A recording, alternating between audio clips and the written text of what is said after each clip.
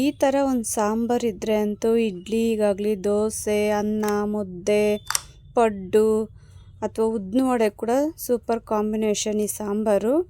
ಉಸ್ತಿಕಾಯಿ ನಂತರ ನುಗ್ಗೆಕಾಯಿಯನ್ನು ಎರಡನ್ನೂ ಉಪಯೋಗಿಸ್ಕೊಂಡು ಒಂದು ಸಾಂಬಾರು ರೆಸಿಪಿನ ನಿಮ್ಮ ಜೊತೆ ಶೇರ್ ಮಾಡ್ತಾಯಿದ್ದೀನಿ. ಬನ್ನಿ ನೋಡ್ಕೊಳ್ಳೋಣ. ನೋಡಿ, ಉಸ್ತಿಕಾಯಿ ನಾನು ಊರಿಂದ ತೊಗೊಬಂದಿದ್ದೆ.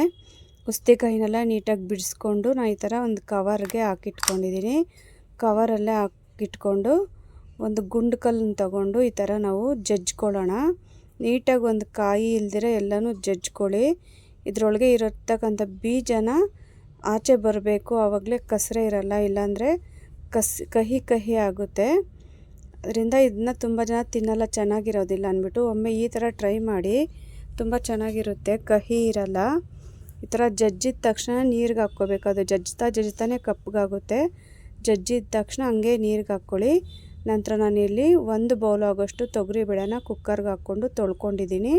ಈ ಥರ ನೋಡಿ, ಇಸ್ಕಿ ಈ ಥರ ತೊಳ್ಕೊಳ್ಳಿ ಉಸ್ತಿಕಾಯಿನ. ಆವಾಗ ಕಹಿ ಇರಲ್ಲ, ಅದರಲ್ಲಿರ್ತಕ್ಕಂಥ ಬೀಜ ಎಲ್ಲ ಆಚೆ ಬಂದರೆ ಕಹಿ ಇರಲ್ಲ. ನೋಡಿ, ಈ ಥರ ಇಸ್ಕಿ ತೊಳ್ಕೊಬೇಕು. ತೊಳ್ಕೊಂಡ ನಂತರ ಇದನ್ನೆಲ್ಲ ತೆಗೆದು ಕುಕ್ಕರ್ಗೆ ಹಾಕ್ಕೊಳ್ಳೋಣ. ನಂತರ ತಳದಲ್ಲಿ ಬೀಜ ಇರುತ್ತೆ, ಆ ಬೀಜನೂ ತೊಗೊಂಡು ಹಾಕ್ಕೊಳ್ಳಿ. ಬೀಜ ನೀರಲ್ಲಿ ಸೇರಿದ್ಮೇಲೆ ಕಹಿ ಇರಲ್ಲ. ನಂತರ ನಾನಿಲ್ಲಿ 4 ಟೊಮೊಟೊ, ನೀರು, ಅರಿಶಿಣ ಪುಡಿ ಸ್ವಲ್ಪ, ಎಣ್ಣೆ ಸ್ವಲ್ಪ ಹಾಕ್ಕೊಂಡು ಕುಕ್ಕರ್ಗೆ ಇಟ್ಕೊಂಡಿದ್ದೀನಿ, ಒಲೆ ಮೇಲೆ ಇಟ್ಕೊಂಡಿದ್ದೀನಿ. ಇದನ್ನು 3 ರಿಂದ 4 ವಿಷಿಲ್ ಕೂಗಿಸ್ಕೊಳ್ಳೋಣ. ನಂತರ ಇಲ್ಲಿ ನುಗ್ಗೆಕಾಯಿನೂ ಚಿಕ್ಕ ಪೀಸ್ ಮಾಡ್ಕೊಂಡಿದ್ದೀನಿ. ಒಂದೇ ಒಂದು ಹಾಗಲಕಾಯಿನೂ ಸೇರಿಸ್ಕೊಂಡಿದ್ದೀನಿ, ನಿಮ್ಮಿಷ್ಟ. ಒಂದು ಹಾಗಲಕಾಯಿ ಹಾಕೋದ್ರಿಂದ ಏನು ಕಹಿ ಬರೋದಿಲ್ಲ. ನಿಮ್ಗೆ ಇಷ್ಟ ಇದ್ದರೆ ಹಾಕ್ಕೊಳ್ಳಿ, ಅಂದರೆ ಸ್ಕಿಪ್ ಮಾಡಿ. ಇಲ್ಲಿ ನುಗ್ಗೆಕಾಯಿಗೆ ನಾನು ಬೇಯಬೇಕಾದ್ರೇ ಉಪ್ಪು ಹಾಕ್ತಾಯಿದ್ದೀನಿ. ಯಾಕಂದರೆ ಸಾಂಬಾರಲ್ಲಿ ಬೆಂದಿದ ನಂತರ ಸ್ವಲ್ಪ ಉಪ್ಪು ಹಿಡಿಯೋದಿಲ್ಲ, ಸಪ್ಪೆ ಇರುತ್ತೆ ಅಂತ ಈಗಲೇ ಸ್ವಲ್ಪ ಬೇಯಬೇಕಾದ್ರೇ ಉಪ್ಪನ್ನು ಸೇರಿಸ್ಕೊಂಡಿದ್ದೀನಿ. ಇಲ್ಲಿ ಬೇಳೆ ಎಲ್ಲ ಬೆಂದಿದೆ. ನಾವಿಲ್ಲಿ ಬೇಳೆನಲ್ಲಿರ್ತಕ್ಕಂಥ ಟೊಮೊಟೊನ ತೊಗೊಂಡು ಅದಕ್ಕೆ ಸ್ವಲ್ಪ ಹುಣಸೆಹಣ್ಣನ್ನು ಹಾಕಿ ನಾನು ನೆನೆಸಿಟ್ಕೊಂಡಿದ್ದೀನಿ. ಈ ಥರ ಹುಣಸೆಹಣ್ಣನ್ನ ನೆನೆಸಿದ್ರೆ ರುಬ್ಬುವಾಗ ಸ್ವಲ್ಪ ಚೆನ್ನಾಗಿ ನುಣ್ಣಗಾಗುತ್ತೆ ಅಂತ ಈ ಥರ ಬೇಳೆನೆಲ್ಲ ಸೌಟಲ್ಲಿ ಮ್ಯಾಶ್ ಮಾಡ್ಕೊಳ್ತಾ ಇದ್ದೀನಿ ನಾನು. ನೀಟಾಗಿ ನೋಡಿ, ಬೇಳೆ ಎಲ್ಲ ಬೆಂದ್ಕೊಂಡಿದೆ.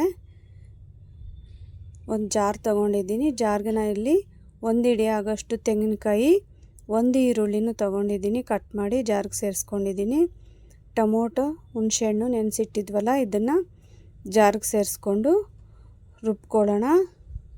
ಇದಕ್ಕೆ ನೀವು ಬೇಕಾಗಿದ್ದರೆ ಬೇರೆ ತರಕಾರಿನೂ ಸೇರಿಸ್ಕೋಬೋದು. ಮುಳ್ಳಂಗಿ, ಬದನೆಕಾಯಿ, ನವಿಲು ಕೋಸು, ಬೀನ್ಸು, ಈ ಥರ ತರಕಾರಿನೂ ಸೇರಿಸ್ಕೋಬೋದು, ಚೆನ್ನಾಗಿರುತ್ತೆ. ಇಡ್ಲಿಗಂತೂ ಸೂಪರಾಗಿರುತ್ತೆ ಈ ಥರ ಸಾಂಬಾರು. ನೋಡಿ, ಇಲ್ಲಿ ನಾನು ಖಾರನೂ ರುಬ್ಕೊಂಡಿದ್ದ ನಂತರ ನಾನು 1.5 ಸ್ಪೂನ್ ಆಗೋಷ್ಟು ಸಾಂಬಾರು ಪೌಡರ್ನ ತೊಗೊಂಡು ಅದಕ್ಕೆ ಹಾಕ್ಕೊಂಡು ಜಾರ್ಗೆ ಒಂದು ರೌಂಡ್ ರುಬ್ಕೊಂಡಿದ್ದೀನಿ. ರುಬ್ಬಿದ ನಂತರ ಇಲ್ಲಿ ನಾವು ಸಾಂಬಾರಿಗೆ, ಬೇಳೆಗೆ ಸೇರಿಸ್ಕೊಳ್ಳೋಣ ಖಾರನ. ರುಚಿಗೆ ತಕ್ಕದಷ್ಟು ಉಪ್ಪನ್ನು ಸೇರಿಸ್ಕೊಳ್ಳೋಣ. ಅಷ್ಟರೊಳಗೆ ಇಲ್ಲಿ ನುಗ್ಗೆಕಾಯಿ ಬೆಂದ್ಕೊಂಡಿದೆ, ನೋಡ್ತಾ ಇರ್ಬೋದು. ನೋಡಿ, ಈ ಥರ ಮುಟ್ಟಿದ ತಕ್ಷಣ ನುಗ್ಗೆಕಾಯಿ ಗೊತ್ತಾಗುತ್ತೆ. ಬೆಂದಿರ್ತಕ್ಕಂಥ ನುಗ್ಗೆಕಾಯಿನೂ ನಾವು ಸಾಂಬಾರಿಗೆ ಸೇರಿಸ್ಕೊಂಡು ಕುದಿಸ್ಕೊಳ್ಳೋಣ. ಒಗ್ಗರಣೆಗೆ ಹಾಕ್ಕೊಳ್ಳೋಣ. ಸಾಂಬಾರು ಕುದಿಯೋಷ್ಟರೊಳಗೆ ಎಣ್ಣೆ, ಸಾಸಿವೆ, ಜೀರಿಗೆ, ಇಂಗು, ಕರಿಬೇವಿನ ಸೊಪ್ಪನ್ನು ಸೇರಿಸ್ಕೊಂಡು ನಾನು ಒಗ್ಗರಣೆಗೆ ಹಾಕ್ಕೊಂಡಿದ್ದೀನಿ.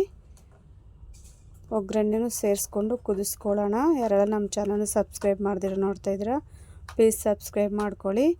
ಮುದ್ದೆ, ಅನ್ನಕ್ಕೆ ಎಲ್ಲದಕ್ಕೂ ಸಾಂಬಾರು ತುಂಬ ಚೆನ್ನಾಗಿರುತ್ತೆ. ನೀವು ಒಮ್ಮೆ ಟ್ರೈ ಮಾಡಿ, ಮಾಡ್ಕೊಂಡು ಊಟ ಮಾಡಿ, ಹೇಗಿತ್ತು ಅಂತ ಕಮೆಂಟ್ ಮಾಡಿ. ನೋಡಿ, ಈಗ ಸಾಂಬಾರನ್ನ ನಿಮಗೆ ಯಾವ ಅದಕ್ಕೆ ಬೇಕೋ ಆ ಅದಕ್ಕೆ ನೋಡಿ ಸಾಂಬಾರು ರೆಡಿ ಮಾಡ್ಕೊಳ್ಳಿ. ಸಾಂಬಾರು ಕುದೀತಾ ಇದೆ ನೋಡಿ. Thank you for